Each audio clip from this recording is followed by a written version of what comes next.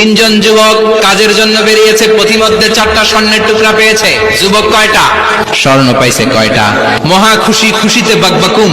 4টা স্বর্ণের বড় বড় টুকরা পেয়েছে, আমরা আজীবন খেলে বসে খেয়ে যেতে পারবো, কিচ্ছু লাগবে না আমাদের। 3 বন্ধু বলে ভাগ করি, আরেকজন বলে ক্ষুধা লাগছে, একজন যা বাজার থেকে রুটি কিনে নিয়ে আয়, খাওয়ার পরে ভাগ করবো। একজন রুটি কিনতে গেল, শয়তান দুইটারে বুঝায়, ওইটারে মারতে পারলে ভাগ বাটোয়ারা সহজ হবে। তোরা 2 জন স্বর্ণ 4টা, তুই নিবি 2টা, ও নিবে 2টা। হিসাব সহজ না? 2 বন্ধু প্ল্যান করছে, ওইটারে মাইরা তুই 2টা আমি 2টা।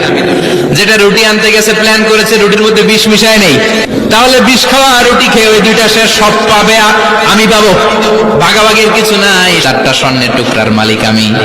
রুটির মধ্যে বিষ মেখে নিয়ে এসেছে, ওই 2 বন্ধু প্ল্যান অনুযায়ী ওইটারে ধরে মেরে ফেলছে।